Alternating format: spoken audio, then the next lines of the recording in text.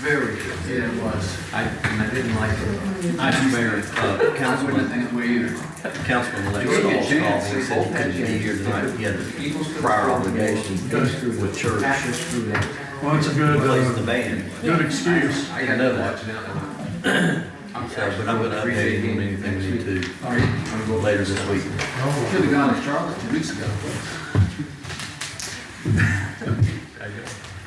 They run streaks. Yeah. Well, he's always running the last minute. Always. Every time I come over, That's the way to get in and get out.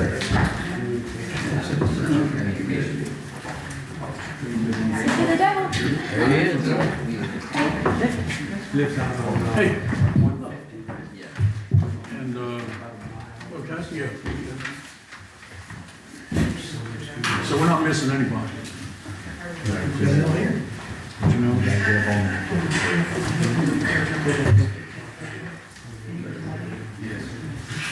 And I guess Jeff is filling in for Lee. Yes, sir. She's at clerk's conference. We are live.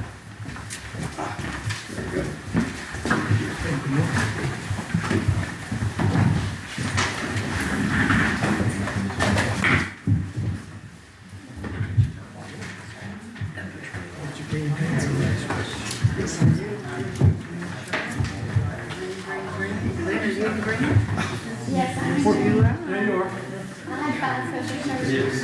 This is brand new. Is it? Brand No, I had five special services. Did you, John? No, this is one of mine. My war shirts. What's wrong with you?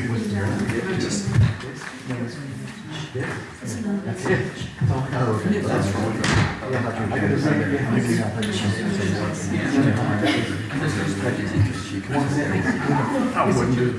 wouldn't if they say they're very sensitive.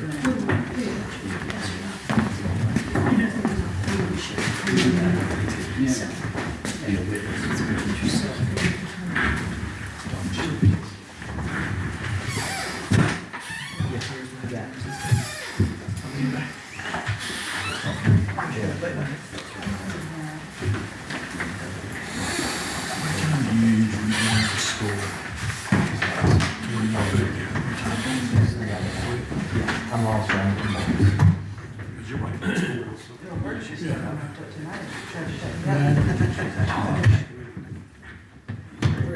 Where's the gas pedal? I might be using that.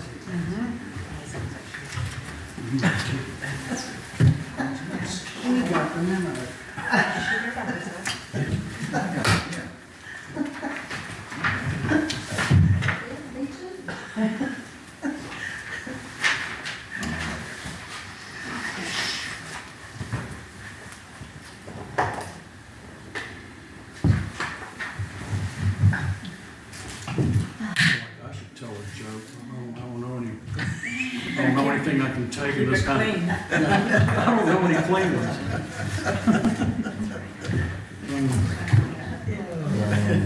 So we'll just go there. It is now 6:30. We're going to start the meeting. We're going to call this meeting to order. I want to, before we do the Pledge of Allegiance, I've been advised by our manager, Schwig Rollins, that we have a new setup here. And if you're talking out in the audience, it'll pick up and these cameras will turn around and you'll become part of the meeting. You will be recorded. So just be careful if you're talking and keep it down low, and I think we'll be all right. I hereby call the meeting to order. We're going to do the Pledge of Allegiance, and for that we're going to call up our guest veteran, Bill Donald, to start off the Pledge of Allegiance. Pledge allegiance to the flag of the United States of America and to the republic for which it stands, one nation, under God, indivisible, with liberty and justice for all. Tell you a little bit about Mr. Donald. He's a gunner's mate, gun second class, 6 years of service, served aboard USS Wood County. Was it LST 1170? What is that, Mr. Donald? LST tank landing ship. Tank landing ship. Holy cow. Awards Distinguished Service Citation, worked with NATO countries demonstrating Navy hydrofoil craft. And we're thankful that you're here and thankful for your service, sir, and thank you very much. Is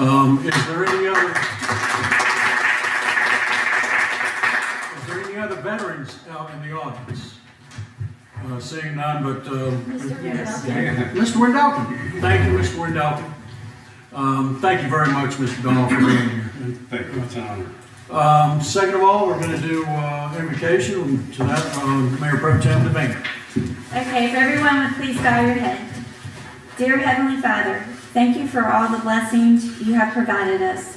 Thank you for being present with us in every moment and for guiding us as we work to move our community forward.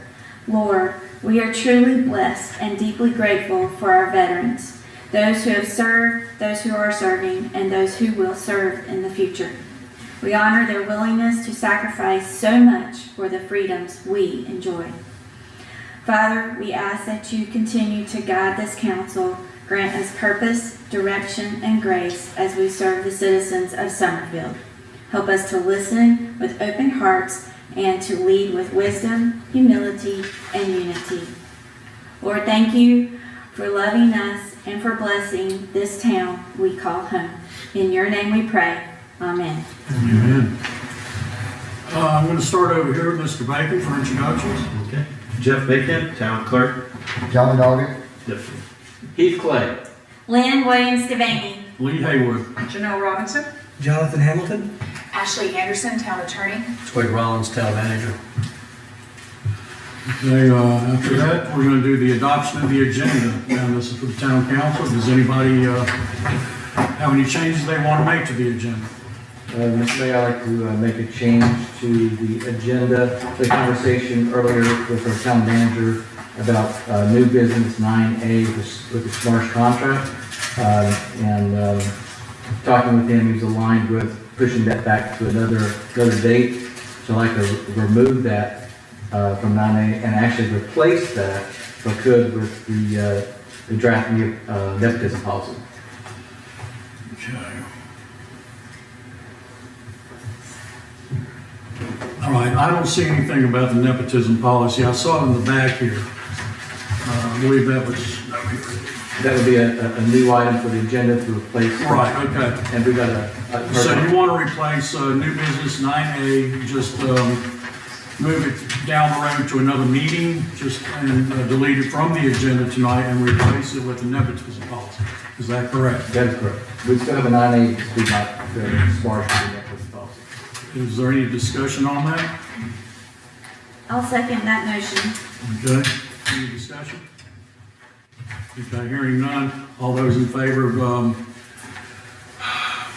deleting or moving to the next meeting or somewhere down the road, the contract for SMART software and replacing it with the nepotism policy, signify by saying aye. Aye. All those opposed? The motion passes. Okay. Let's see here. Announcements and recognitions. I guess we'll start down there with Mr. Doggett. I don't have any. I have some, Mr. Mayor. That does not surprise me. I just wanted to let everyone know that we're all wearing green tonight to honor our veterans. And if you've noticed around town, there's also green lights, and that's to honor the veterans as well. And you've already asked for all the veterans to stand, so that's great. Thank you for doing that. Moving on, the Trails and Open Space Committee meeting is moving to Wednesday the 19th at 6 p.m. due to the Thanksgiving holiday, and that will be at Town Hall. The Summerfield Men's Coffee and Conversation. Hold on, we back up. Where is it? It was on what day? It was supposed to be the fourth Thursday, but because of Thanksgiving, it's moved to 11/19. Oh, It's on the Oh, calendar. okay. It's on the calendar. I just want to make sure everybody remembers because it's moving. And then the Summerfield Men's Coffee and Conversation, that's still on 11/20 at 9 a.m. That's a Thursday. at the community center. And we will have a Founder's Day committee meeting on 11/20, which is next Thursday at 4 p.m. at Town Hall. And the History Committee meeting is being changed to 11/20, and that's on Thursday, next Thursday at 6:30 at Town Hall. And the change in that meeting is due to the Thanksgiving holiday as well. Everyone's invited to the Christmas tree lighting, and that'll be Saturday, November the 22nd at 5:30 p.m. at SAP, and that is the baseball fields up on Highway 220 North. So we invite everybody to come. Santa will be there. There will be food and drink, and there will be, of course, a tree lighting ceremony, but there will also be local dance troops, SRA, and different ones that come in from the community and participate in some entertainment. So please join us for the Christmas tree lighting. Town Hall is closed for Thanksgiving. That's Thursday the 27th and Friday the 28th. There is a planning board meeting scheduled right now for Monday, the 24th of November at 6:30 p.m. at Town Hall. And another huge thing coming up for Summerfield, and that's where we participate in the Stokesdale Christmas Parade. And that's on Saturday, December the 13th at 2 p.m. Come early so you can find parking. If you park at the school, then it's not too far of a walk to get to the parade. But again, the Stokesdale Christmas Parade, and we all participate in that. And you'll find other Summerfield people participating in that on December the 13th at 2 p.m. And then I just wanted to ask council while we're on the calendar if we wanted to have our workshop, and that would be next Tuesday, the 18th from 5:30 to 7:30. We just need to get that on the calendar. I think those are supposed to always be on the calendar automatically, aren't they? We have to call it as a special call, but yes, we said we were gonna have one. So is everybody still good with that? Say again, Madam Mayor Pro Tem, we do need to have a special call meeting next Tuesday night Okay, to have a closed session for legal matter from Maynard and Nexon. okay. So can we have this at the same time? Yes, ma'am. Okay, all right, so we're on the books for Tuesday, November 18th. Will we still start at 5:30? If it's your prerogative, yes, ma'am. Or y'all, we'll still start at 5:30, and it may go a little longer due to closed session. Okay? All right, Everybody's okay with that? I didn't hear anybody. Okay. so we have a consensus. That looks like it. Yep, that's good. Thank you, Yeah, Mr. Mayor. okay. Thank you. Been a little bit busy the past month. Me and my wife Brenda, we attended the Revolution Academy upper school. It's right now it's a field, but they had a hay ride and a lot of games and things like that going on. We went on the hay ride, met President Michelle Harris, and had a really good hot dog. And on the 13th, I attended the State of the County address in downtown. Chairman Allison gave it, and gave an update on what's going on with the county. Basically, I didn't learn anything new, but evidently they have a lot of money and they like to spend it. So afterwards, we had some great shrimp and grits, some chicken croissants, some meatballs, and some cheese and crackers. Today I represented the town council at the Toyota grand opening down in Liberty. It was really exciting, and had a lot of dignitaries there. Transportation Secretary Sean Duffy was there, Senator Budd, Governor Stein, and it's a big deal. They are employing 2,000 people and will eventually be 5,000 and possibly more. The food after that was brisket sticks, chicken sticks, shrimp cocktail, and pimento cheese deviled eggs. It was really good. That is my report. I think it's great that you're going to those things. Yeah, Yeah. we need to. All of us do. Yeah. I don't know how you found out about him, but however, that was great that, I don't know that we've ever had a mayor like going to stuff like that. So Yeah. thanks for doing that and representing I'm us. a different kind of guy. I appreciate it. Yeah. I think you're next. Oh, I don't have anything. I'm good. I'm good as well. I appreciate you doing that. Absolutely. I guess that's it. Let's move on to the next. Do y'all want to be notified when those things come up? I mean, I can send them out. That was an invitation I received out of nowhere, really. I mean, I can send them out to y'all if y'all want. Okay, all right. Let's see. Now we're into the public comments. These are limited to 3 minutes per speaker. And our first person is Mr. Brian Laney. Mr. Laney? No? But he hadn't been in. Yeah. Okay. Okay, I always mispronounce his name. Pam Torkinol? Torkinol. Pam Torkinol. Are you sure these are the right forms Those from are the tonight? right ones. One of those are from last time. Oh, look at this. That's, were some that Leah gave me. I think the only one we actually received today was I Ken. don't see Teresa. Is Teresa there? I don't think she's So it here. must be God's him. not here. No, okay. Yeah, Ms. Dunham? Do you have the correct list though? for Well, tonight? you're on here. Do you want to speak? Okay. You don't think there's, Mr. Bacon, you don't think there's any others? I mean,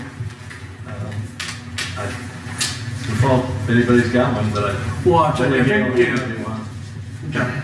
Ms. Dunham, go ahead. You got 3 minutes. Gail Dunham, 5805 Scout Hill Drive. It appears that there's a Summerfield contract for the town manager, and it's been rolled over to December 1st of 2026.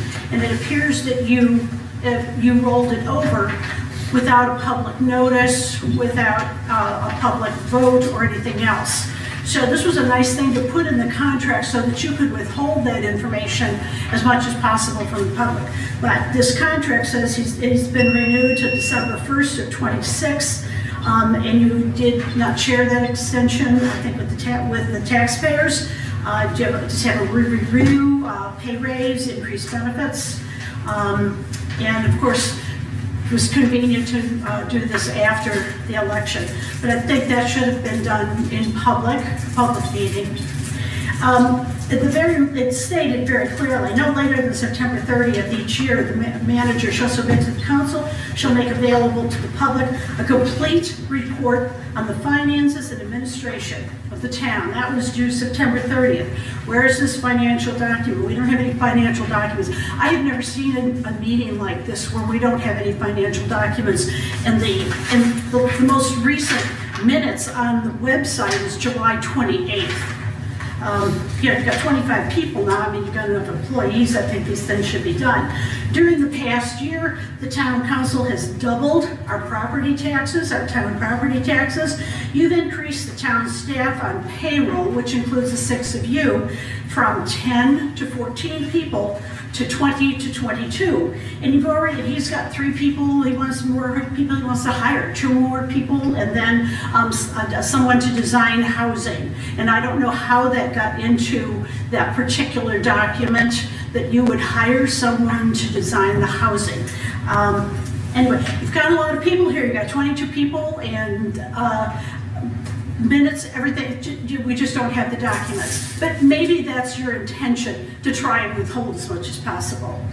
At a public meeting, you could have extended the manager's contract maybe till February of 26, had a public meeting about it, and then renewed his contract. I think that would be a better way to handle it. If you want to save money on attorneys, I suggest that you comply with my public record request. I'd like to ask for an extra minute. I'd really like to share with everyone what's been requested in here, and I have no idea why you're withholding this information. This has to do with our water, our taxes, our property, and the public record request was filed March 3rd. You were all served a legal notice, and you are responsible responsible. 6 of you are legally responsible. But, and you talk about the attorney bills are so out of control. Just, and you've never won anything. When I filed a public record request a few years ago, they lost, and the judge ruled in my favor and gave me attorney fees. And it cost the town $100,000. It might have been more because the town attorney was in there, and you lost. You didn't prove anything. It was such a strong case.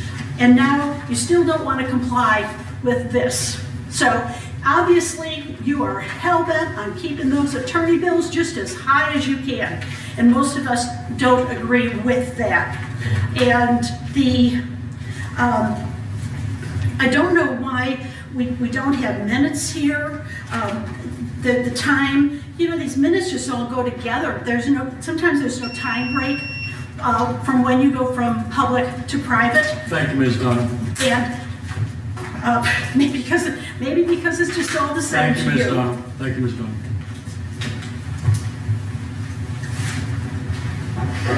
All right, is there anybody else that would like to speak that did not sign up? Going once, twice? Okay. Thank you, Ms. Dunham, and we'll move on. Next is item number 6, administrative and board committee reports. We'll have the emergency services report first. The Summerfield Fire District reported the following for October 2025. Fire-related calls 22, EMS-related calls 65, other calls 62 for a total of 149 calls. Guilford County Sheriff's Department reported the following for October. 226 calls, 12 cases reported for a total call of 238. There were no significant incidents or crime trends in the township for the month. Financial report, not available. And, Mr. Mayor? yes, If Mr. Rollins? you would indulge me to speak to that. Because we backed up the policy for agenda submissions, the month-end reports aren't done, the reconciliation yet. By the time the agenda goes out, you all will be getting that report tomorrow, and it will be online for the public. I talked to Councilman Doggett today and discussed our plan was, as soon as we get them, we'll send them out as an addendum to your agendas. So they won't be in your physical printing packet because you're getting a week in advance instead of several days in advance now, and then we'll put them online immediately. So you'll be getting those tomorrow. Right, okay. Thank you. Is there a problem backing up the agenda pack, like calendar as we did, to have it, the financial reports in here normally? Or is it just this one time? No, it's gonna, because we backed up the submission of the agenda, it's always going to be, the reports are gonna run in lag to that. So they won't be in the agenda packet anymore? Not, most likely, I'm telling you, no, if they are, it'll be a surprise. It'll be an addendum to the printing. But as soon as they're available, we'll make them available to you as an addendum, and we'll put them online. And so that addendum would be out before the meeting? Yes, Just- yes. And one thing, just, you know, the finance officer, she was reconciling, and then we had the auditor in the office for 4 days, getting our audit finished. We're on time, everything. I talked to the auditor today. He has told me our audit will be completed by around December 1, submitted to the state, and so far he's had no findings at all. So, Repeat what you just said. I said, the addendum would be out before the meeting, so we would have it. It just wouldn't be with our regular packets when we get them. It'll be between when the packet comes out and the meeting. That's what Correct. that's what I understand. correct. I guess that concludes the committee reports, I guess. All right, consent agenda, Wait, okay? just a second, please. Sure. Did you have anything? No, Okay. We're good. So- All right. but thank you for asking. Consent agenda approval, single vote, approval of previous open session meeting minutes. I believe those are in the package. Yes, sir. Do I hear a motion? Mr. Mayor, I'll make a motion that we approve the consent agenda as written. Okay, is there a second? I'll second it. Seconded by Ms. Robinson.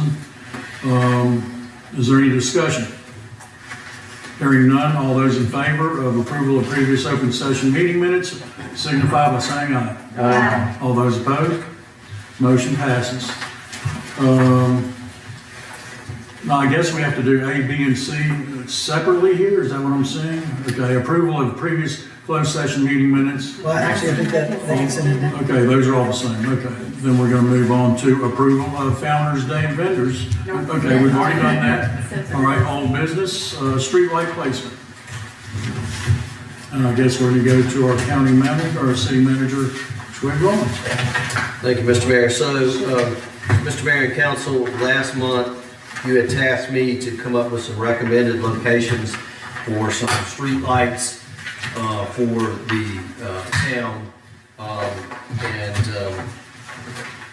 What I did was, our planner and myself, we looked at locations of public safety along the Summerfield Road and Strawberry Road initially to have a streetlight plan. And our recommendation is to put 5 lights up.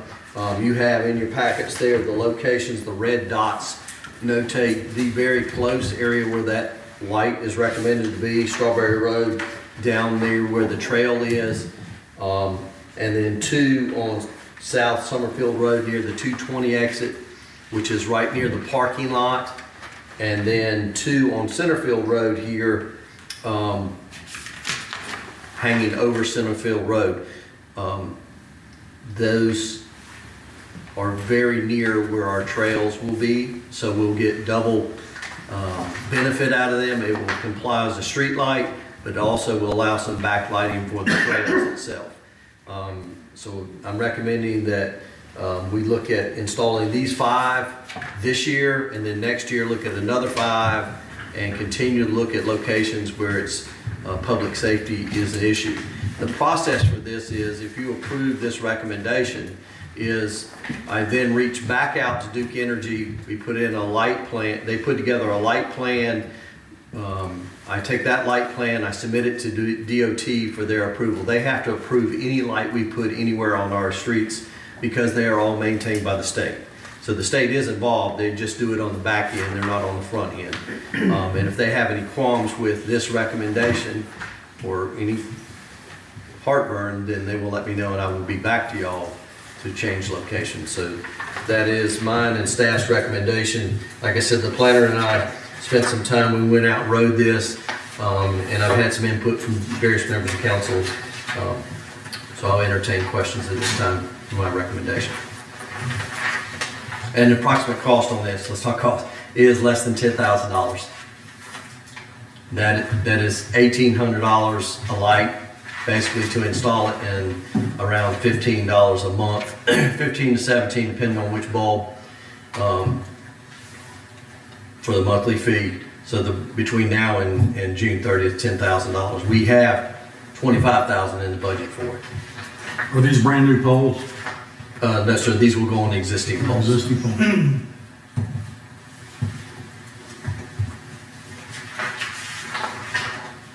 Anything else?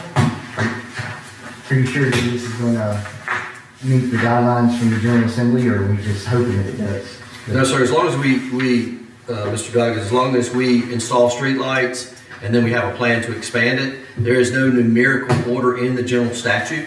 As I've discussed with several of you, I don't believe we can put 5 up this year and say, hey, this will fit the bill. I think we have to have a plan to look at expanding as we see places that need public safety and lighting, and as the budget can afford it. So, but there is no numerical number in the general statute.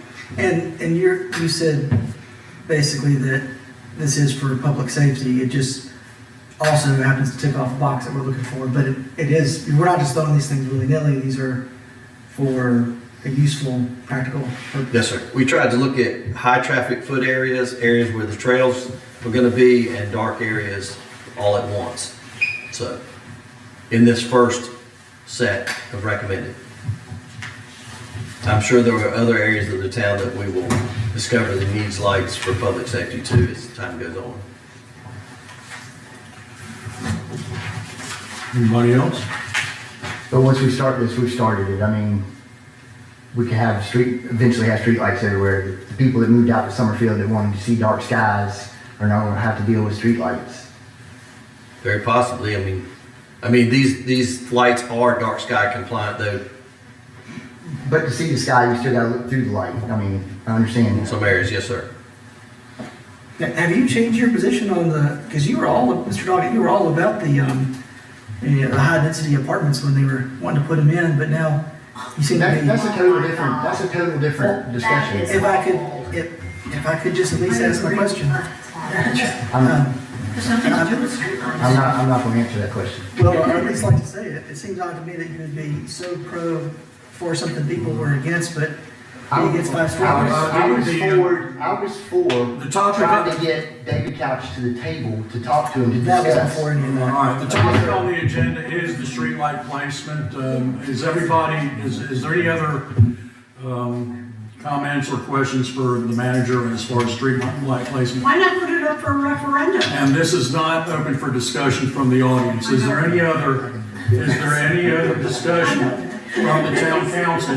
Is there any other discussion from the town council on the streetlight placement? Mr. Mayor, may I have Yes, ma'am. Mike? Thank Yes, you. Yes, ma'am. So, Twig, I appreciate you doing this, and I like the placement of some of these. A few of these, I would like a little chance to think about, and I also like some feedback from the DOT because of where a couple of these are in relation to the trail coming in for safety and traffic to be able to see people potentially, especially like now, it's getting dark between 5 and 6 o'clock. Kids are still getting out of school and that type of thing from ACES. So to keep safety and the streets lit at certain places, can we have perhaps a little more time to think about this and then come to you with our individual consensus on how to place these? Yes, ma'am, absolutely, but DOT is not gonna give any more input until they have a plan in front of them. So, just to make that clarity point, but y'all can have all the time in the world you want. I mean, this is just my recommendation, if you wanna push it to the next meeting, whatever. Or, go ahead. Is there like a roadway lighting committee or some type of electrical engineering that helps with the design from the NCDOT? No, sir. No, sir. They just approve the lights, is my understanding. Once a lighting plan has been submitted to them, then they take a look at those things. But they don't proactively send out somebody to look at where we're thinking about lights. They want a lighting plan for it. We submit it to them. And one final question if I could. Some of these red dots that you have up, are these on existing utility poles? Yes, sir. Okay. Are they all? Yes, sir. Yeah. How confident are we that they are set back enough from the road? Because these are utility poles, these weren't necessarily designed for street lighting. How confident are we that they're set back close to the road where they're illuminating at least one, if not both lanes? Very confident. They will illuminate both lanes. If you remember, I think it was last month's discussion, they have 180 degree basically of lighting. They go right, they go left, and they go in front, and they have just a little bit of backlit. So if you had a pole, let's just say that this was the road and I'm the pole, it's gonna shine to my right and left and over, and then just a little bit behind me, about 15 to 20 feet, depending on the bulb wattage. How far in front does it go? Depends on the wattage of the bulb. I believe it's 90 feet with the brightest bulb to the right and to the left and in front, and 20 to the back with the brightest bulb. Now, if we don't go with the brightest bulb, it's less, and it's less cost, the monthly cost for lighting. Remember I said $15 or $17 earlier. So if we go to Mr. Doggett's point, if we go with something that is more friendly to night sky, we don't go with the brightest bulb, there's a little compromise there. You know, yes, it's still lighting, but it's not as intrusive. And are you saying 90 feet from the pole out? Yes, sir. Okay. So for example, the one at the corner of 220 and Summerfield Road, we're sure that that post clear 90 feet from it clears both lanes of travel. The standard roadway is usually less than 24 feet of pavement. Actually, the right of way generally with the road in the middle is 60 feet. Mr. Manager, if they, we decide that they're not exactly where we want, it's $1,800 to move, correct? Take down, We just cut them off, but we lose that right, I see what you're $1,800. saying, right, okay, yeah. We're paying $1,800 to put the arm in the Annabella, Right. which is the one that I described to y'all in earlier conversations, like the one at the town hall, not the one on the metal pole, the one on the wood pole. Right. So that would be there. I've never had the thought to ask Progress Energy, if we don't like it there, could we take that Yeah, to move it. $1,800 piece I of see what you're hardware saying, and move right, it? right. You know, but We'll just leave it, and if we wanted something somewhere else, we get somewhere else. Okay. Makes sense. Okay. I too, kind of align with, Ms. Devaney, I like to digest this a little bit more and probably come back with, we can maybe lots of questions. Can that be on the agenda for the workshop on Tuesday? Just Ben? Do you guys I want? was gonna suggest that we put that on there, because we have gotten some feedback from the citizens. And if anybody else wanted to, send feedback, then that would be great. Does that give you meaningful time to explore what you want to explore before Yes, the work session? Okay. thank you. Does Mr. that, Manager. that doesn't need to be voted on, we're just gonna move that to the next, we're just gonna move that to the next, to the workshop. Yes, Thank you, Ms. Ron, for being together. yes, thank you. On the new business, Hold on, can I ask you, John, is it your opinion, would you prefer that we not do any streetlights, or you want different locations? I'd rather have strategic planning and ask the citizens what they like to hear, what they'd like to have. If they want lights? are we not having a strategic planning, seminar in January? Could that be part of that, Mr. Manager? We're gonna- Should that even be part of that? I We're mean, going to this- start the process. Generally, when you talk about a strategic plan, you have, just imagine 4 big pillars. Mhm. And each pillar, maybe one of our pillars would be parks and recreation. Maybe another one would be housing. Maybe another one would be water. Maybe another one would be public safety. It could be an initiative underneath that. But I will say that it's going to take 12 to 18 months to start that process, like some of you have been trained along with me, to the finished product. So if you're comfortable with, you could put it under strategic plan, but it would push it out 12 to 18 months. And how does that align with what you're trying to accomplish with it? In coalition to House Bill 801. So just keep that in mind. In my opinion, I'm just gonna throw it out there, the streetlight, is a mundane kind of thing, and I think that, in my opinion, I trust what the manager says as far as this, and if we're gonna do streetlights, it's either a yes or no kind of deal as far as I'm concerned. And if, the manager wants to put up 5 streetlights somewhere, I think we should trust him. But, we have moved that to the next workshop. Is everybody good with the streetlight discussion? You gonna move on? I agree with you saying, particularly where if it's just a safety concern and it's not going to be around any sort of main residential area. We done? New business, contract, the nepotism policy. And I think that was an addition that was handed out at the beginning of the meeting. I'm gonna leave that to did you do this, Mr. Hamilton? No, I believe Mr. Rollins. Mr. Rollins did.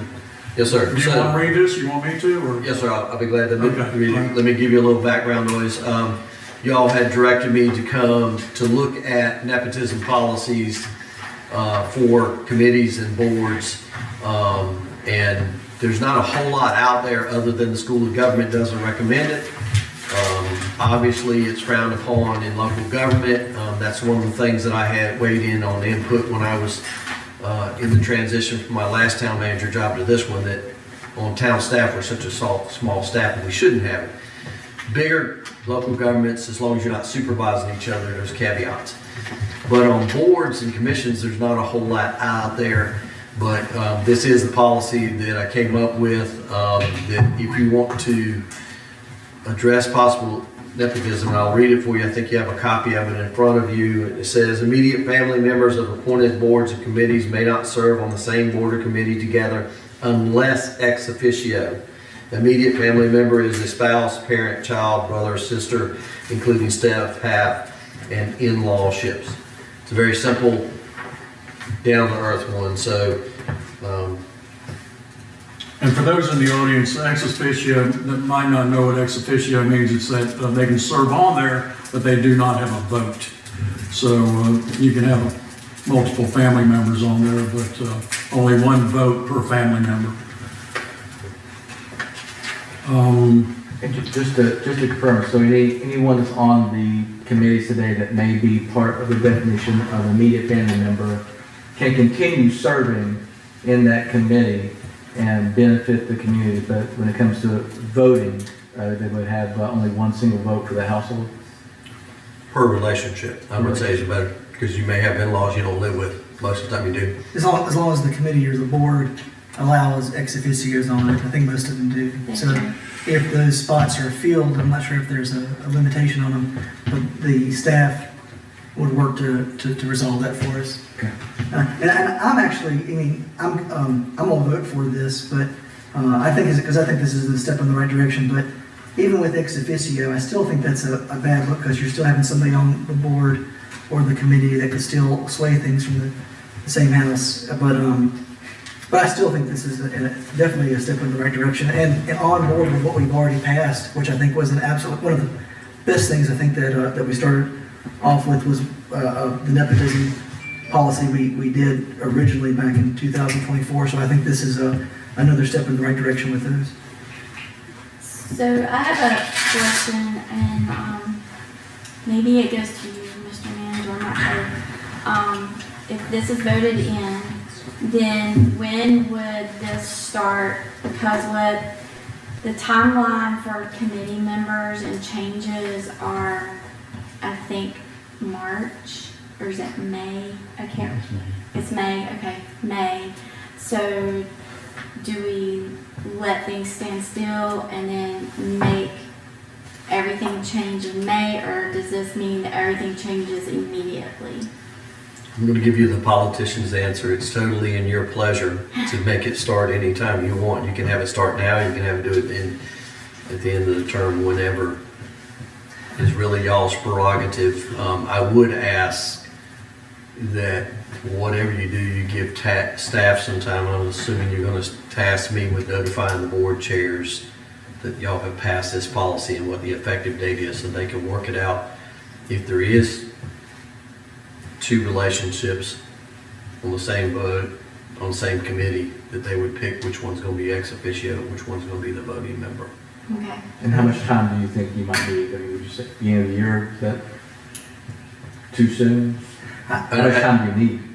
I mean, I would like to have at least 30 days at a minimum. I mean, but if we've got some rolling at the end of the term, that may alleviate some of this too. See, that was my thing, that wait till May, because I think with the end of different terms, and I don't know what they are in my head right this minute, but I think that yes, it will alleviate some of this. It would keep everything clean. We just change everything in May. And if we do it now, how many boards are not gonna have enough people to meet? Right, and I didn't bring that stat with me. Yeah, but I'm just saying, Right. how many boards can't meet anymore because they're not gonna have a quorum? And if that's an If that's issue, the issue, then the committee existing is an issue. yeah, that's That's what the I've whole been point. saying, is that if we only have a couple of folks from two or three households that are wanting to do something, and the town is putting budgeted money into it, and we're allocating the citizens' tax dollars to it, we need to make sure it's something that the citizens actually want. And if we can't get any more than two households So or I can something, speak to that. History is full.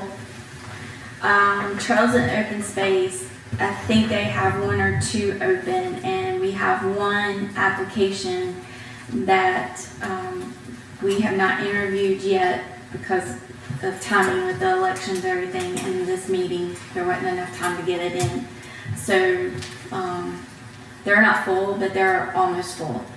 Gotcha. So that's really not a problem or an issue. So I say we pass it to the staff, and if there's an issue, you bring it back. I think we should put a date on it as everything goes in place in May. I think if we pass it, it should go into effect. Yeah, because then it allows more people to, if you don't go ahead and put it into effect now, then other folks who, if anybody else tries to do it, then they would be able to go in at that time too. I don't think the citizens are gonna do that. It's only 4 or 5 months down the road. I And it's mean, the holidays. yeah. All right, any other discussion? So we need Do you want to make an amendment to the policy?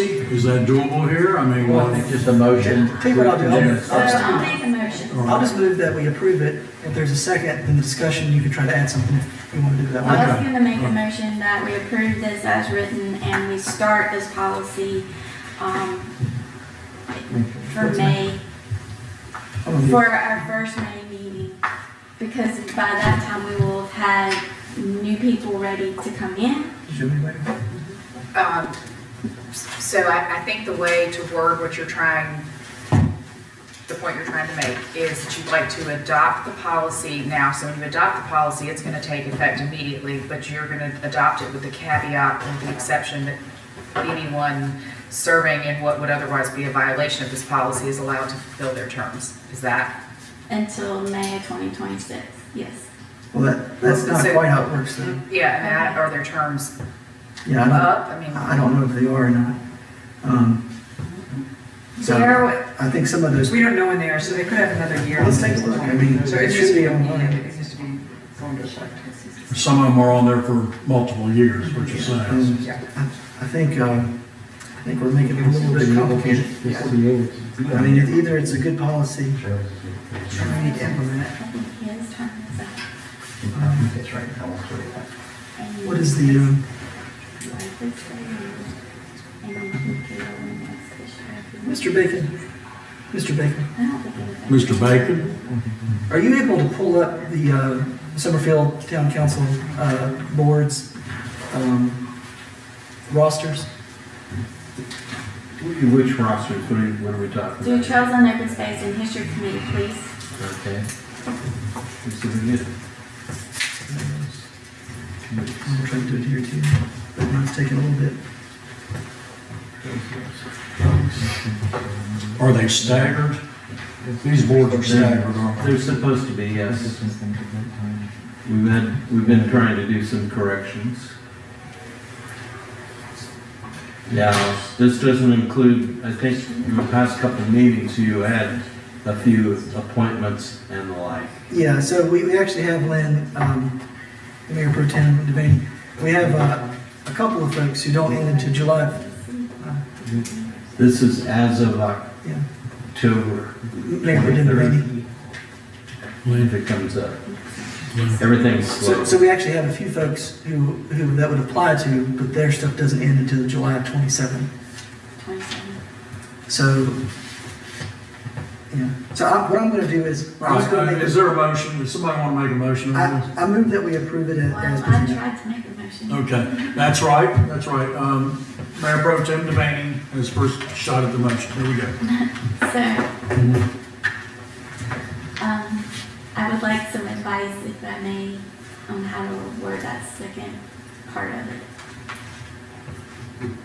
Or let me try this. what are you trying to accomplish? And I can help you phrase the motion. I think there's a particular spot where the chair is on, and I thought until 727. 7:27. I don't even think we should be picking and choosing. This is I'm not, not, what I want is the people, here's bottom line. I want people to serve. They're out there, they're willing to serve. I don't want them to be necessarily removed from that committee. So what I was trying to do is let people serve and not have to, if one expires before the other, and then, but we have to switch. roll into ex officio and then switch back, and now you're a voting member, and this one, because of your term's up on a particular spot, then you switch. That made it a lot more complicated than it needs to be. So, All right, so I'm just gonna make a motion that we approve it Liz as is. started a motion I didn't- before, so okay. you have a motion on the Yeah, floor that okay. needs to be finished. Yeah. my motion was to approve this as written Okay, with the caveat that we wait until May.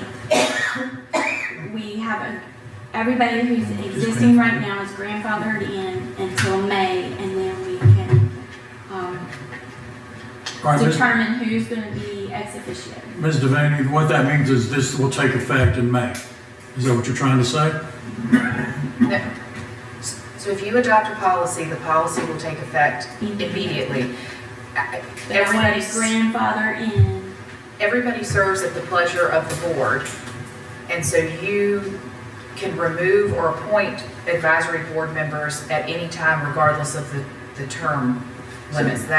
Everyone serves at your pleasure, so you can address that whenever you want to, whether that is so you May could, or otherwise. you could say, all new appointments going forward, immediate family members of any appointed, as written. So if what you're trying to say is that anything else going forward, it would say all new appointments going forward, this will apply as written. Something like that would allow those folks who are already in place, if that's what you're looking to do, is to keep the people who's already in place, that would allow you to circumvent that. I will take that friendly amendment, But, okay. but I need a second. Let someone repeat the motion. We're gonna have to repeat the motion, and the way I heard it out of Mr. Hamilton is, All new from appointments. here, moving forward, from this day forward, any appointments to any committee for the town of Summerfield will be subject to the new policy of immediate family members of any appointed board or committee may not serve on the same board or committee together unless ex officio. An immediate family member is a spouse, parent, child, brother, sister, including step, half, or in-law relationship. Will that satisfy the requirement? I think that's what she's looking for. Lynn, that's what you're looking for, right? Would that satisfy you? Yes. Okay, do I hear a second? I'll second that. Any discussion? No, like I said, I think it'd be better to have it apply now, but it doesn't sound like there's support for that, so. What is your opinion? I just don't think other than that people want to serve, I don't understand. If they're advisory committees, we still have the ultimate say in what they tell us. So if they got, let's just take Paul and Ginger as an example. If Ginger's an ex officio and Paul, even if she's not, just say she's at home, she's still going to talk to Paul. It doesn't matter whether she's on the board or off the board, you're still going to talk. So to me, it doesn't make any difference. I don't think we ought to limit and look like we're trying to limit who wants to serve on the boards and advisory boards. Ms. Devaney, do you mind if I make a suggestion? Can we table this till the next meeting and get the wording right on this? Well, It's a mess the way it is now, I mean, because we're not in agreement. Let's do this right. Anything we approve tonight is going to be a jumbled mess of words. Let's figure out. Unless we pass it as is. Unless we pass it as is, that's correct. So, may I suggest, unless we pass, Why can't we pass it with, it's written like this, but then what John Hamilton said? all right, your motion is to what, Ms. Devane? We're going to take a vote. Your main motion is, We're gonna pass this policy as written, and then John, would you please state your amendment? all appointments as of this date going forward, what is the date? November 12th, 2025, will follow the following policy. And that's this. okay. Did you write that down so we can, is that written down so you'll remember it? Well, it's recorded. Okay. It doesn't need to be All added right. to the let's do it again. Any discussion? Any discussion? Yes. Okay? I don't think I'm gonna vote for it because I think if we're gonna pass it, it should be effective immediately. Okay, anybody else? Yes, I have a question to ask our county attorney. You've been patiently listening to this wonderful discussion. Is there any legal advice that you think we should hear? I have probably more procedural advice because there seems to be some confusion. And the way I understand the proposed motion is to adopt the policy as it's written. The instruction that Councilmember Hamilton gave is more of an instruction for how it will apply currently, because it will be effective immediately when you adopt it. It will just allow those already serving members to continue to serve. But it will be implemented by you in your consideration the next time y'all review board appointments. So any new appointment coming in, regardless of whether it's a renewal or new appointment, would have to apply to this. Any sitting person is not being appointed, so we wouldn't have to do this. So Ms. Anderson, your advice is to pass it as is what your advice is. No, I am not going to give you advice on whether or not to adopt a policy. The motion, as I understand it, that Ms. Devaney made, is to adopt it as, the motion on the floor is to adopt it as written. Mr. Hamilton's friendly amendment is simply instructing staff and council that it will be effective immediately, but y'all will implement it when you consider board It'll appointments. give us guidance as far as Yes. appointments moving forward. Yes, All but right. So with her having said that, and part of the discussion, my request for a friendly amendment would just be to say, to pass it as is with it applying now going forward. And so that would have to be part of the motion or part of the written, it's just how it applies going forward. So would you take that friendly amendment, just pass it as it is, with the knowledge that it would apply only going forward? Pass as is going forward, yes. All right, can you state your motion again, Ms. Devaney? What I got from everything was that we had passed as is, except for after ex officio, comma, effective immediately as guidance to the council on the implementation of future appointments. And that's the way it was said. No, I don't think it needs to. yeah, we can give you a copy of this, Mr. Bacon. It says, what it says is immediate family members of any appointed board or committee may not serve on the same board or committee together unless ex officio. An immediate family member is a spouse, parent, child, brother, or sister, including step, half, or in-law relationships, and period. I didn't give you a copy of After the this. relationships, then the rest of what you just said. Okay. Does that make sense? That's a new sentence. Effective No, immediately no. as guidance. It's Just that's as not- is. It's as Just as is is. with being applied. The way we would apply it would be now going forward.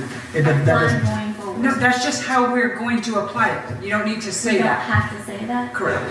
So it's not in motion, that's immediate. And that becomes I don't your have to say instructions, what you have to do.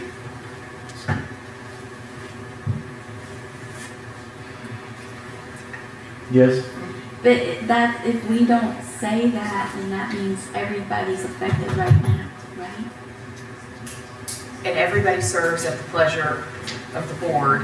And what I've heard based on this discussion tonight is that your decision is to not enforce this policy On those on already those appointed. already appointed. You can enforce that whenever you choose. So any new person coming in would have to abide by this policy. You all have to abide by this policy because you appoint the boards. Right. So we could let the sort of grandfathered in. Yes. I personally wouldn't grandfather anyone in. If we feel like this is an important policy to have, then I think it should be effective immediately. But, And I agree with that, but I don't think there's support for that. yeah. Can you restate your motion, Mr. Devaney? So, All right. I'm going to. for our own clarity, what's the difference between effective immediately now and enforcement a year or two from now? Because now, these people who have a desire to serve on our committees will continue to be able to serve on those committees, attend, show up, participate. It's only at the time of voting that they won't be able to say yea or nay. That's all we're talking about. Is that accurate? The vote for the advice to the council. So they can still participate, they can still talk to others, give advice to others when it comes to voting. They can't give advice to council. They won't have a vote, They don't have a correct? vote. May I? Yes. I think y'all are conflating the two issues of adopting a policy and enforcing the policy. And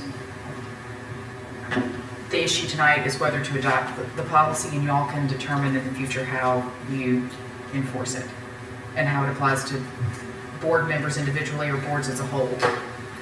I totally get that. So if I make the motion to adopt this policy as is, then we as a board can decide how and when we start implementing it. Yes. So your motion is to adopt this policy as is. Yes. Is there a second? Yes. Right, which one? Who wants? can take it. Who wants it, Mr. Dog? What me? Okay. Heath has it, and so is there any discussion? Hearing none, all those in favor of adopting this policy as written signify by saying aye. Aye. All those opposed? Aye. That'd be Mr. Doggett is opposed. Thank you. All right, B, contract for Catalyst Web redesign, and that's Mr. Rollins.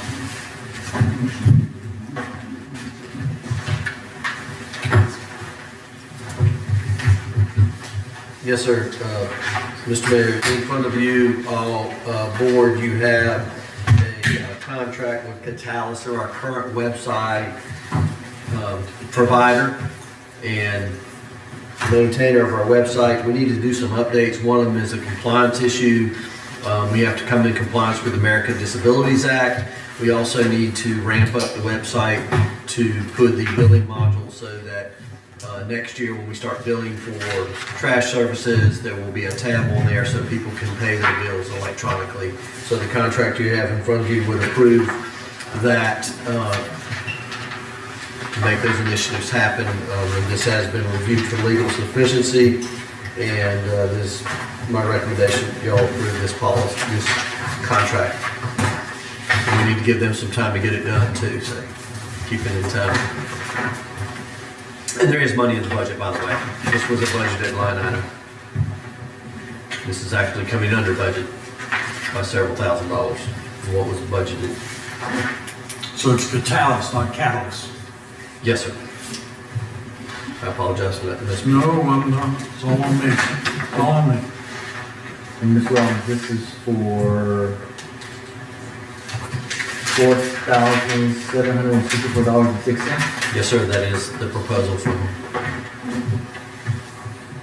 That's just the initial fee, right? There's fees each year.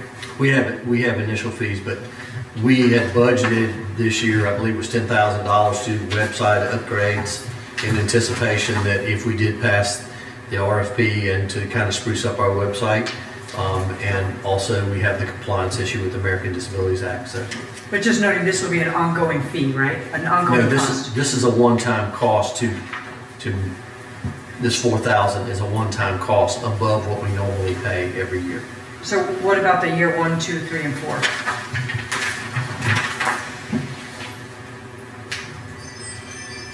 That is for our current cost, is my understanding.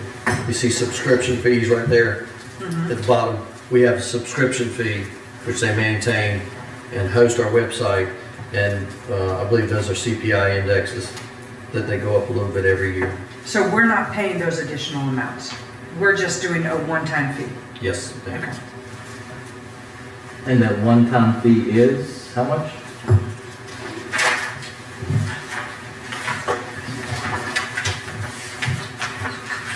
Because I think we have to state that in our, if we have a motion.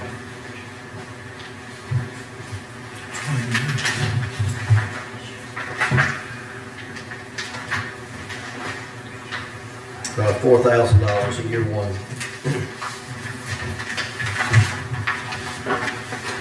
So this is something we'll have to vote on every year. No, sir, this is just a contract, it's a multi-year contract. What this is doing is authorizing the staff to go ahead and spend the additional money which is budgeted to come in compliance with ADA and to put the billing option on our website. Is this a, We'll have to budget for it every year, but we don't have to I budget. got you, okay. vote I'm on with it you, every year. okay. It'll be, you'll see it in the budget season, you'll see a line item for what, this next year, 42, 40, that's for the total website. Okay, I got you, They're not charging us $4,000 to do it every year. got you. and, this is a bolt-on to our current website? Yes, sir. And, do we get the short straw, or is everybody having to comply with this? Everybody's having to comply with. This is one of the things that actually, to give credit to the clerk, Leah, she brought back from the clerk's conference about the ADA. Just like next year, you're gonna see that we have to put some money in the budget for codification of our ordinances and different things.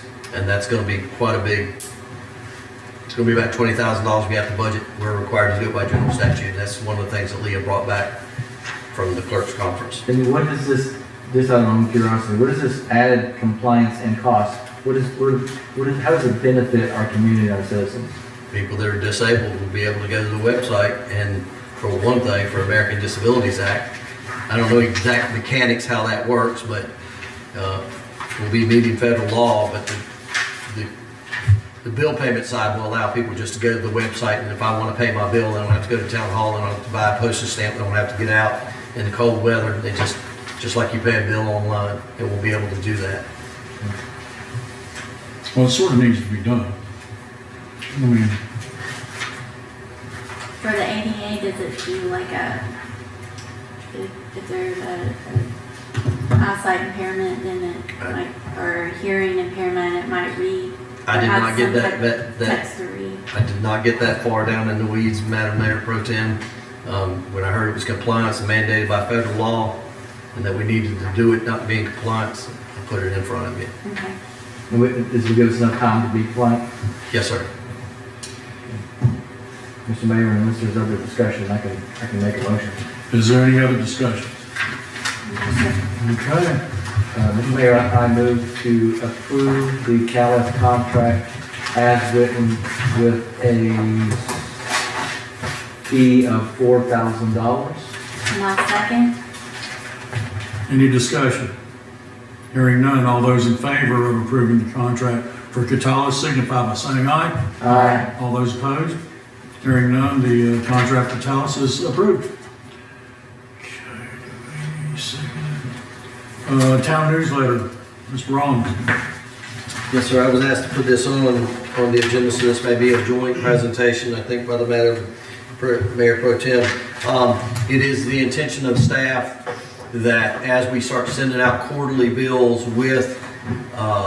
for trash services, whether you sign up for online or whether you decide to get a paper bill, that you will get a 2-page newsletter, a quarterly newsletter of the staff. Some of the things will be, things that are happening, maybe a staff highlight, dates of events coming up. We have a lot of things in the summer between movies in the park and concerts in the park.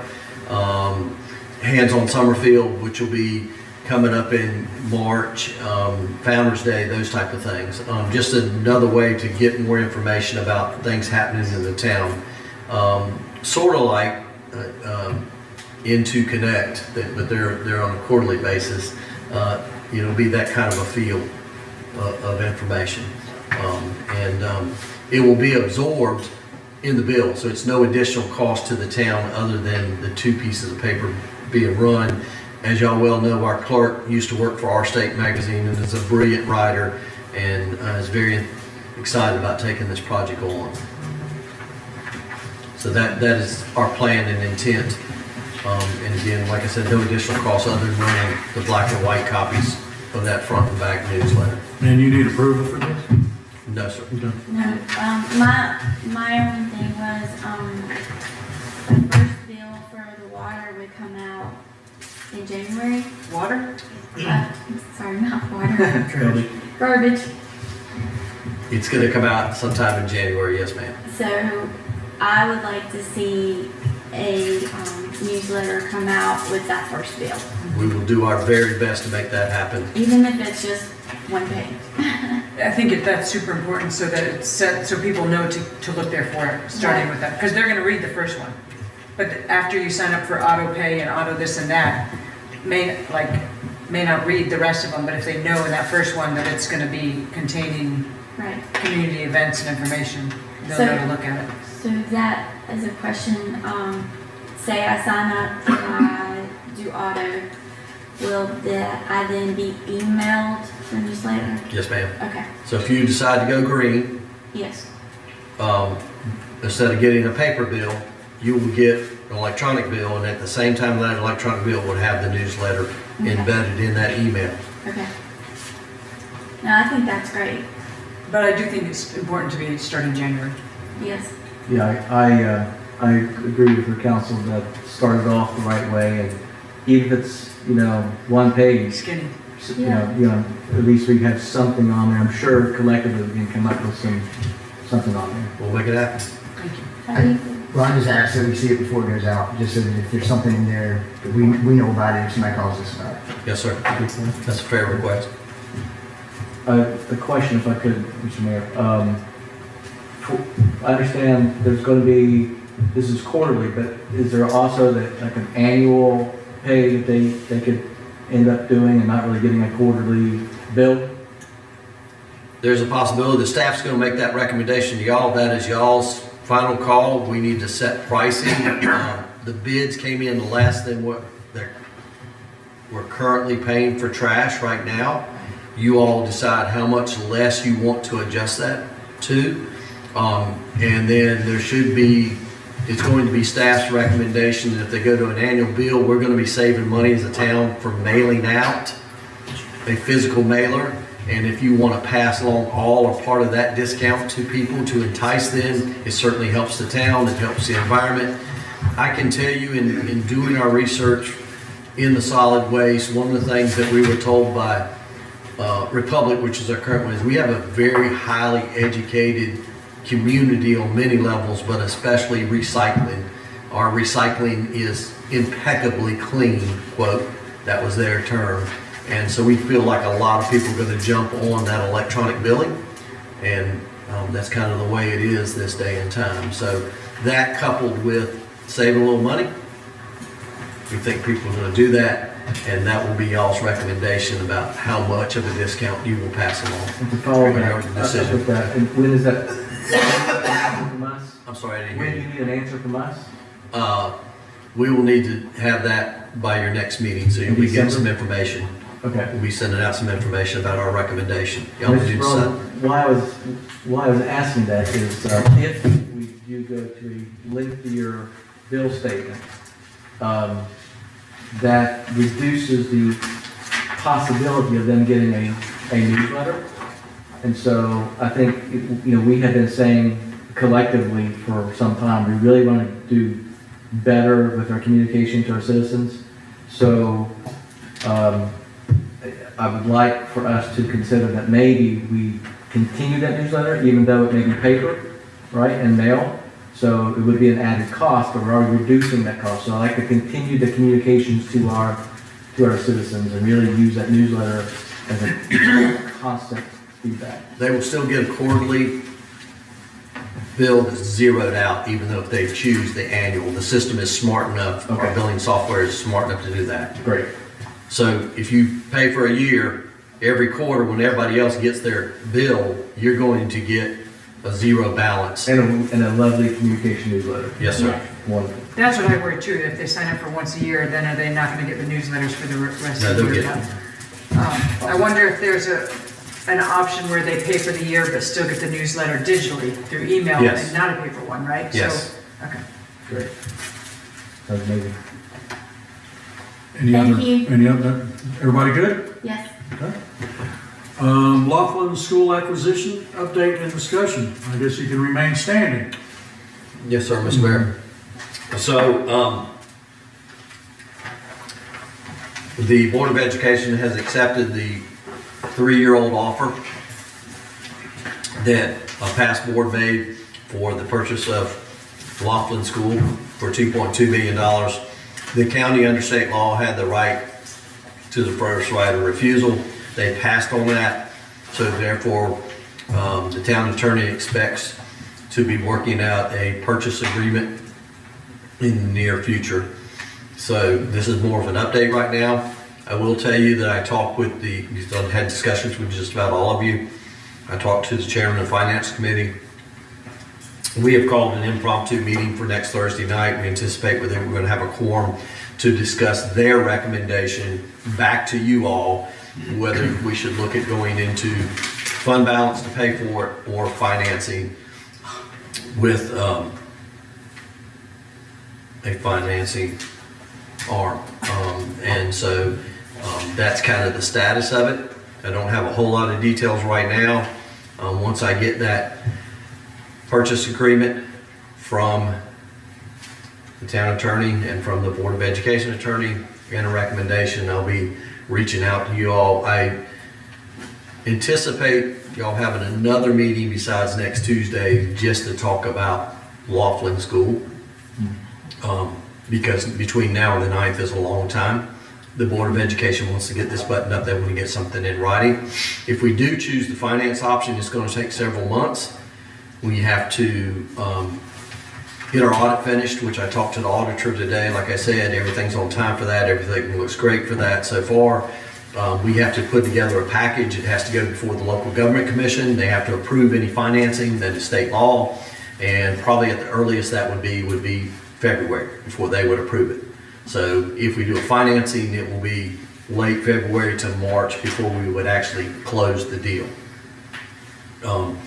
And so be patient is what I'm asking, but stay tuned that when I request that we have a special call meeting to discuss this, be flexible as you can to meet those deadlines. Yes, sir. Is the county going to stay in the building or are they vacating the building? My understanding they've stopped using it already. I saw 2 trucks up there earlier this week that looked like moving trucks and 4 guys, so I'm assuming they're moving some stuff out. I don't know that. Their attorney indicated that they don't want to continue to use that facility for anything. So they are going to stop using it altogether. So that means if we buy the building, before we can occupy it, we're going to have to bring the whole building up to code. Well, if they're Is it using, not in code now? As soon as it shuts down on one use, whatever code they're under, and it opens back up under another use, that's the reason I was asking the question. If it opens up in another use, I think the building has to be brought up to current code. Well, we were probably gonna do that anyway, weren't we? At one time before we can occupy the building, I think the whole building has to be brought up versus just doing bits and pieces of it. Is there a way we can check on that for the office space that has been occupied? And that was in the front part or the oldest part, and then there's the breezeway, and then that first section. We can inquire. Let me just expound upon what Councilman Doggett's trying to communicate here is if it stops occupancy, we no longer have that grandfather protection, and you have to come up to today's building code standards. I think is what he's trying to communicate here, my rep, Councilman Doggett. So he's concerned that if they stop using it altogether, then before we can use it for anything, we got to bring it up to code, and that could be quite expensive. well then, Is it, Attorney, Ashley, maybe you can see if we can figure out a way to come out ahead on that. Maybe either have the opportunity to use it until we get it or allow us. Can you speak up? I can't hear you down here. Try to find some way to either let us use it prior to them completely exiting it, or have some sort of use going on continuous so that we can keep it. I think I think they might be able to work, they might work with us, not knowing that we're trying to buy it.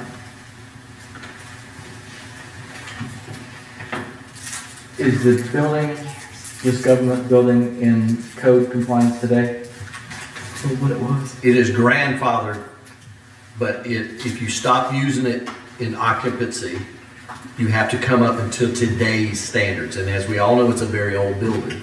So I think it's a very salient point that Councilman Doggett's making, that if they stop using it, we got to come to the new code before we can start using it for anything. maybe the town attorney can say, hey, can y'all keep using it until we close the deal?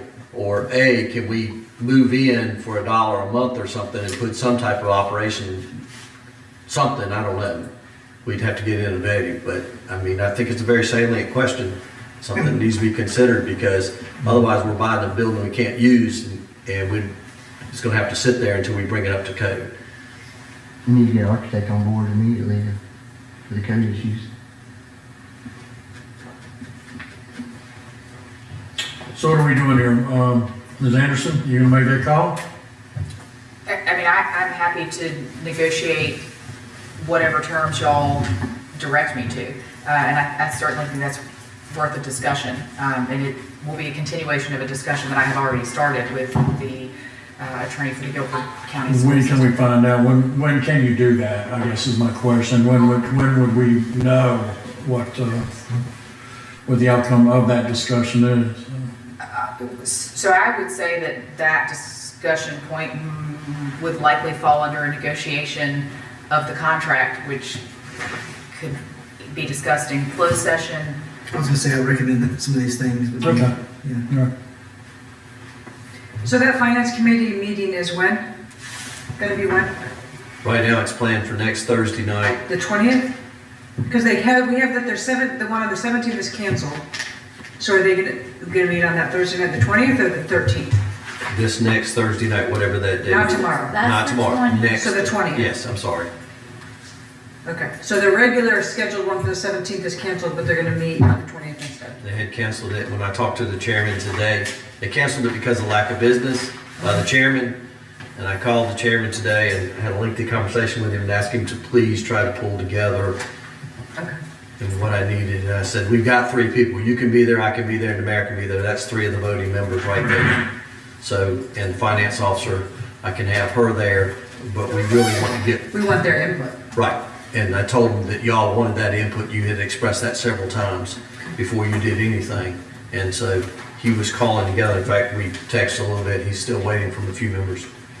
But I anticipate for us to have a finance committee meeting. If so, I told him, let me know as soon as possible so we can notice it, because I know we have members of the public like to attend that. And we'd like to hear that discussion. And Mr. Manager, would that be here at the community center? Because the history committee meeting would be at town hall that night. We'll make it happen here. Okay. When we notice it, When you know that. we'll make sure that happens. Who Board of Adjustment is that night? Well, we have 2 rooms we can use. Yep. The other room, just, we'll put a sign on the door, finance committee meeting in one room, board of adjustment in another. We'll work out the logistics on this, basically let y'all know that I've contacted them and looks like that meeting's gonna be a go. Any more questions for the manager concerning Laughlin? Hearing none, we'll move on to E, which is comprehensive land use plan update and discussion. Yes, sir.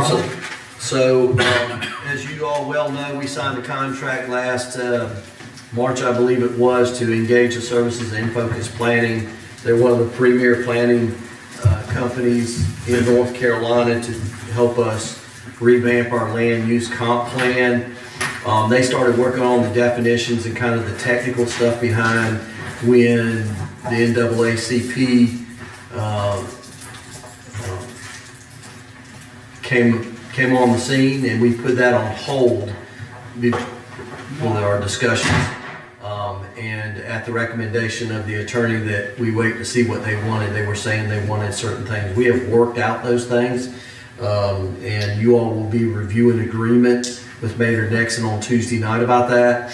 We have since, now that we've got an orally worked out with the NAACP and we're not duplicating efforts, we have refired up that initiative, that project.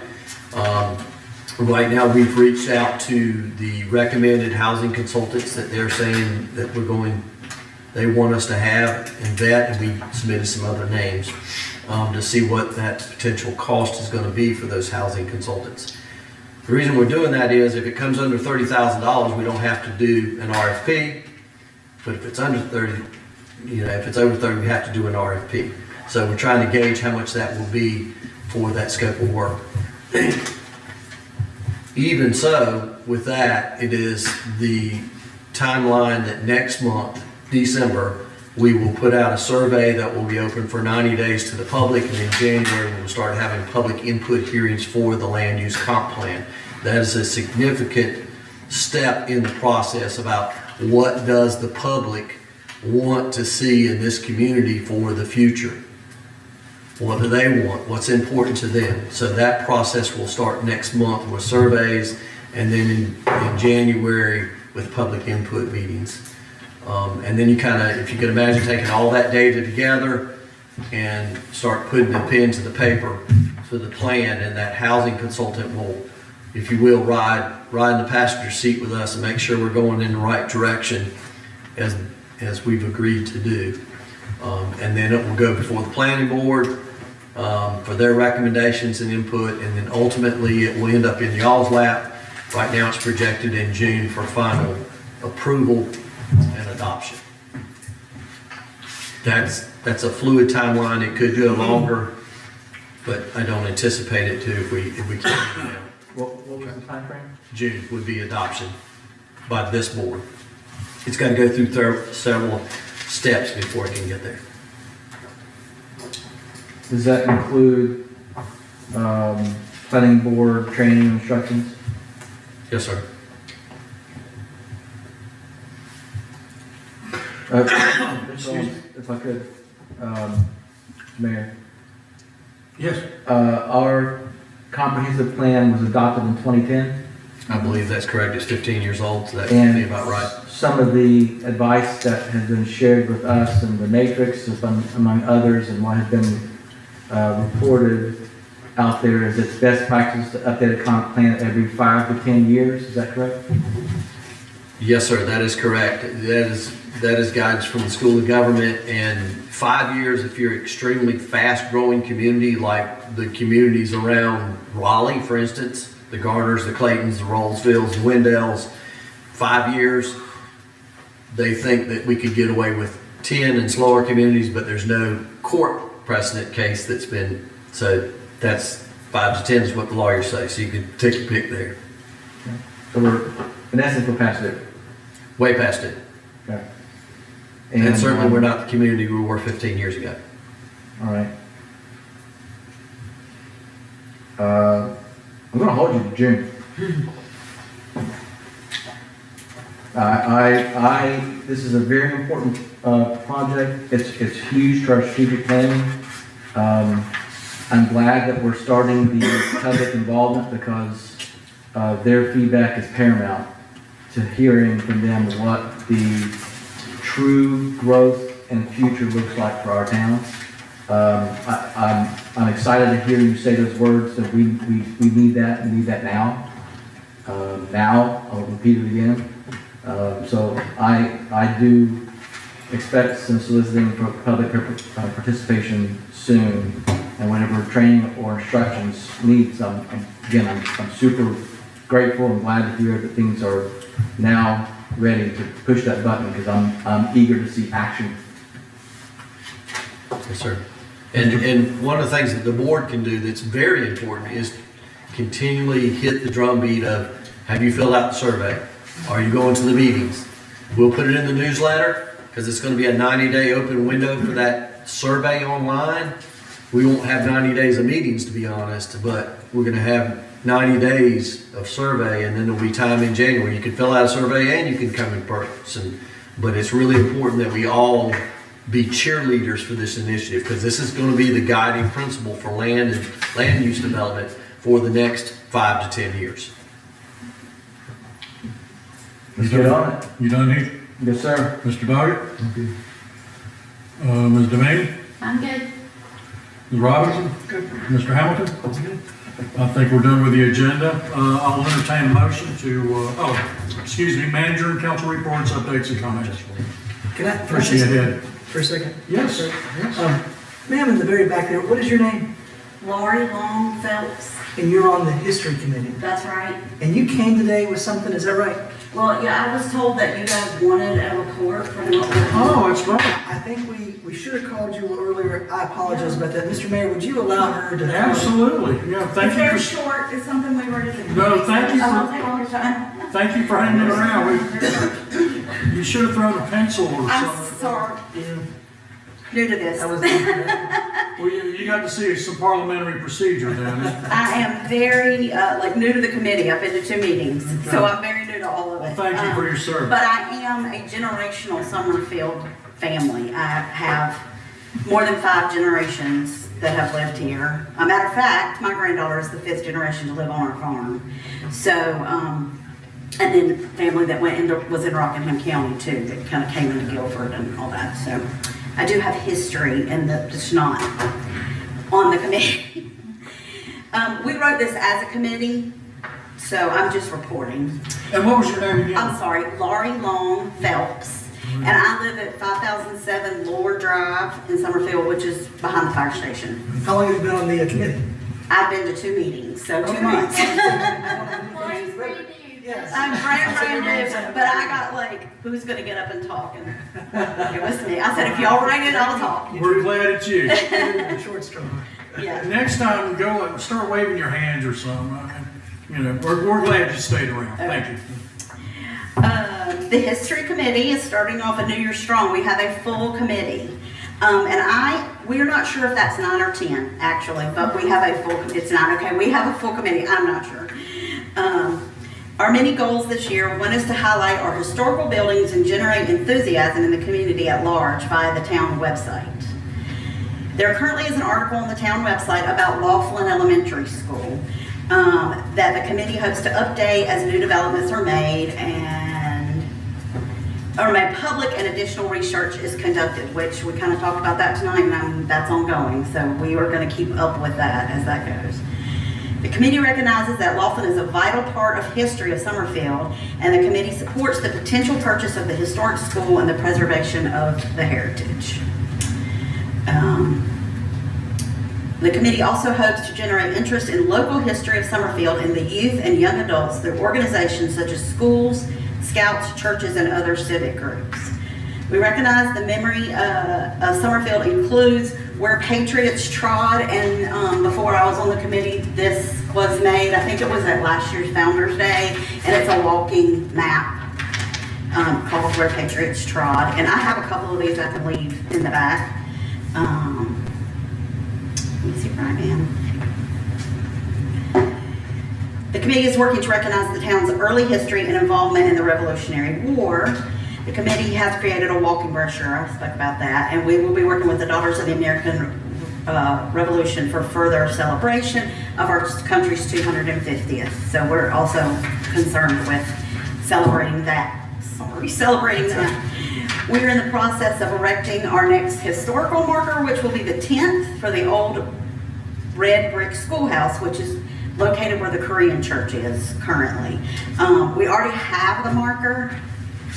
It's just a question of where they're going to put it exactly because of the widening of 220. Some of that was put off, and who owns the property, and is it DOT, and all that kind of stuff. So we're working on getting that erected. We'd also like to ask that if any citizens are interested in sharing their history of our beloved town, the committee's next meeting is November 20th at 6:30, and we will meet again December 18th, all at the same time in Town Hall. Anybody who wants to come, give us their take on history or living here, we would have greatly appreciate that. That's all I have to say, really. Ms. Phil, the historical marker, is that one of those silver ones? Yeah, the black and silver. Yeah. We have 9 currently erected. I did not know that, really. The 10th is in this basement of this building, but because of the widening of 220, I guess it was made and then never put up because of where it would have been placed would have been in the DOT right-of-way, is my understanding. So there's still an issue with the DOT of where we can put it. So we're working on that to get that erected as soon as. Is there usually an event associated with that? They have in the past, yes. It will be announced and we put it on the website, I'm sure. Well, I mean, we need to do something about it. It could be put in the newsletter. Yes. And So, because you usually have, it's almost like a ribbon cutting ceremony, I would attribute it to kind of that, to put it up. I've already found out things because those markers, I don't know if you've ever paid any attention to them anywhere else, but they'll say like, I can tell you the VIX one downtown, it says a quarter mile to the west, blah, blah, blah. And I'm like, why does it say? Why isn't it where it happened? Well, that is all because of DOT, where they will let you put it, and right-of-ways and that kind of thing. So it's not just like something you can just say, oh, this is a great place we need to put. One of the markers is in front of Laughlin School currently, but there are nine total already up. It's like our nation was founded 500 miles north in Philadelphia. Right. From this spot, yeah. Right, on this rock about this big, yeah. But that is, the marker's already completed, we just are working on getting it okay to put it up. Anybody else have any questions? I don't know if I can answer them, but I can try. Thank you so much. I have one question. Thank you so much for being Yes. here. Are you working with town hall staff with the DOT to help you the marker? Yeah, the committee is, yes, they are. They have names. I don't have the name in front of me, so I can't tell you. I don't want to say the wrong thing. But yes, they have contacted town hall to get that straightened out. And I think there's lots of notes from even before 220 was widened, they had it planned, and then when 220 was widened, that changed, and it got, shuffled from that DOT person to, how that goes. Right. And so it's just sitting here waiting for them to say it's okay for us to erect it. Great job. Thanks. Okay, thank you. Thank you, Ms. Phil. Please come back soon. Okay. Now back to manager and council reports. I guess do a round table, Mr. Manager, I guess. Yes, sir. So I have several things for council on updates. Thank you, Jeff, for bringing that up. First of all, I'll start with strategic plan. I had a conversation with Rose and Associates, who has the lowest quote for the strategic plan. It is her intention. Kathleen is the owner of that firm. She's helped a lot of communities, a lot of challenging communities in North Carolina. I think we're going to enjoy working with her to have a contract in front of this board at your December regular meeting for approval for us to start in January. And that contract will have some proposed dates to roll up our sleeves and start the strategic plan. So physically starting in January, contract will be for your consideration and approval in December. Water. We're at 90% construction design. We are in the permitting phase, and we are applying for permits. So that's the next step in the water. A&Y, we have 3 last easements we're working out the details of that. So that's moving along nice. Bandera, bids are out. We had a pre-bid conference today with potential contractors, and the room at Town Hall was full. I mean full. In fact, standing room only. We have reached out for the housing consultant per our agreement with the NAACP to check potential costs. I think I mentioned that earlier, so that's ongoing. I updated y'all on the UDO comp plan. This last Monday, I had a very fruitful meeting with the Greensboro city manager. One of the things that he echoed along with the county manager when I met with him 2 weeks earlier is, hey, let's get together and have a manager's forum. Let's see how we can work together cohesively as a region and as partners in this county and next door neighbors to collaborate on projects that affect us all. So was very excited about his receptiveness to working with Summerfield and kind of closing some chapters that have been in the past and start turning a new leaf with that. January the 20th, I think I've spoke to a couple of you about this.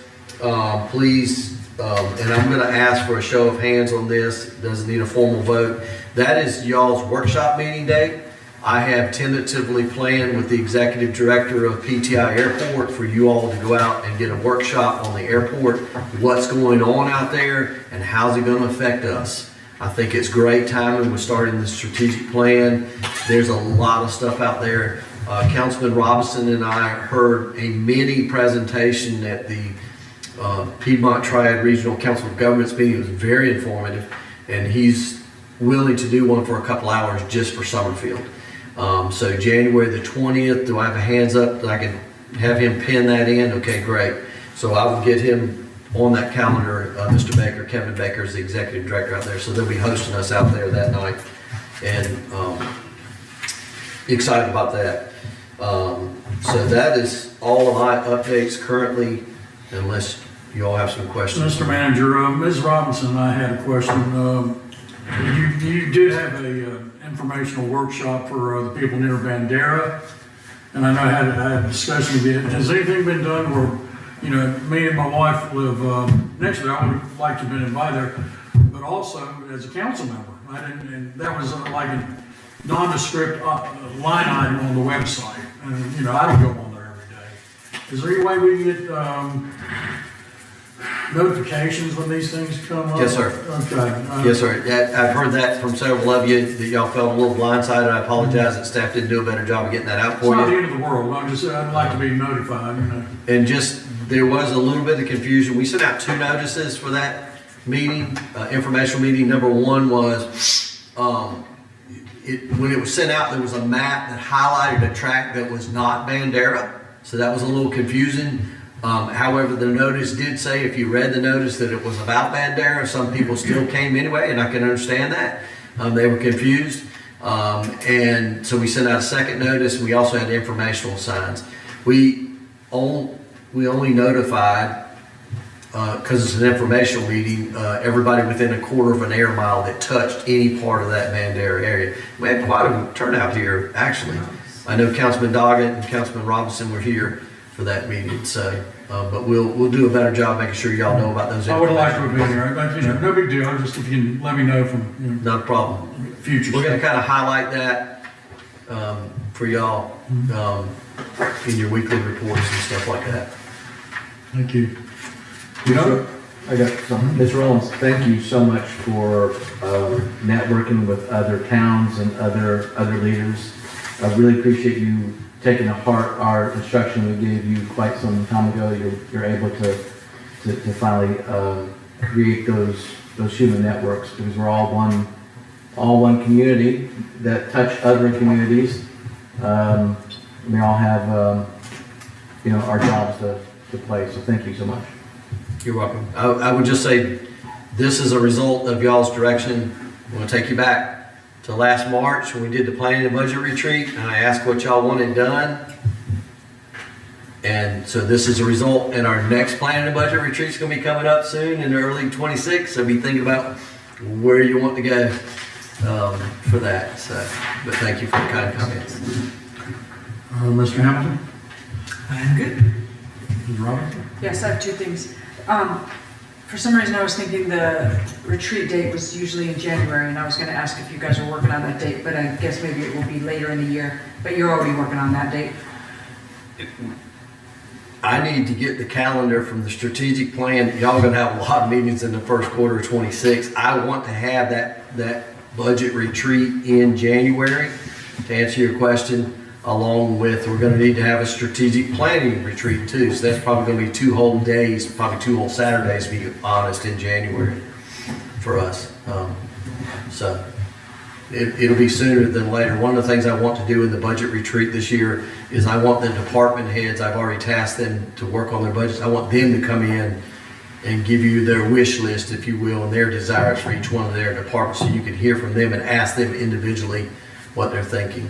And that's a new thing. Because usually there's only one retreat and it's not budget, right? So that's something new you're doing?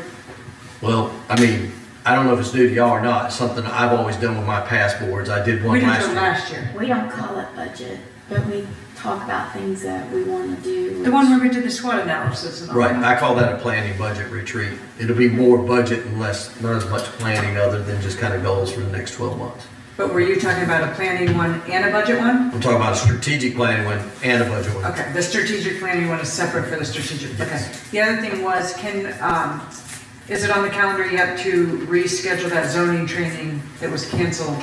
And I would recommend, like, January 26th. The planning dates, we were trying to do it at a planning board meeting, and December 22nd is the next one. That's pretty darn close to Christmas. So the next one after that would be, huh? It's a long time away.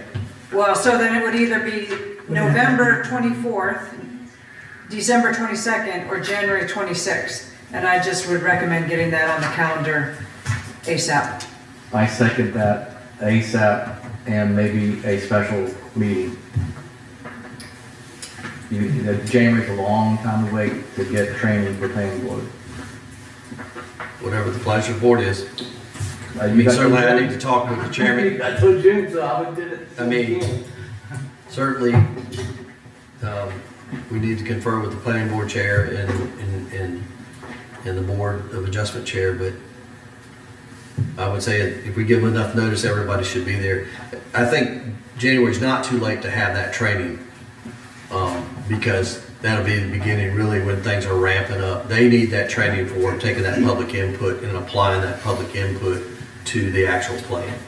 Joe, you've been a big proponent of Wait, that for. that, I don't think it has anything to do with the plan. Planning and, No, the training, I don't think has anything to do with, well, you've got some new members gonna be on the board, the planning board and on the board of not any adjustment. new, why do you think you mean like to take Kyle's spot? One Yes, person. and But this is something I have been asking for 4 years, and it still hasn't happened, and we had to cancel the last one, so I would just ask that you try to get that on the So can we calendar just come to you with some dates? as soon on as this? Sure. possible. Okay, that's good. Yeah, you've been a big proponent of that for. For 4 years. And you know, I think I understand what you're saying now. You're talking about just sort of general onboarding of being a planning board member. To this day, I never had any training on how to do rezonings. It was all, there was one offered to the planning board, but we were told we could attend, but we couldn't take part in the discussion. So yeah, something where council members go and learn how to do those. I would like that too, whenever you can, Mr. Manager. Thank you. You done? I am. Okay, thank you. I did all my stuff at the beginning, so you heard what I had to eat and all that, so, I'll save that from here on out towards the end. Mayor Pro Tem? I'm good. I was gonna make a motion to go into closed session. Wait a minute. I'm good. Okay, entertain a motion from, Mayor Pro Tem Devaney. I'd like to make a motion to go to closed session to consult with an attorney, employee, or retained by a public body on confidential matters in order to preserve the attorney-client privilege as provided under NCGS 143-318.11A3 and/or address the amount of compensation or other material terms of an employment contract and instruct staff to or negotiating agents concerning the price and other material terms concerning real property as provided under NCGS 143-318.11A5 and/or consider the qualifications, competence, performance, character, fitness, conditions, or appointment or conditions of initial employment of an individual public officer or employee or prospective public officer or employee, or to hear or investigate a complaint, charge, or grievance by or against an individual public officer or employee under NCGS 143-318.11A6. Holy cow. Do I hear a second? Second. Seconded by who? Heath. Any discussion? Hearing none, all those in favor of going into closed session signify by saying aye. Aye. Motion is approved.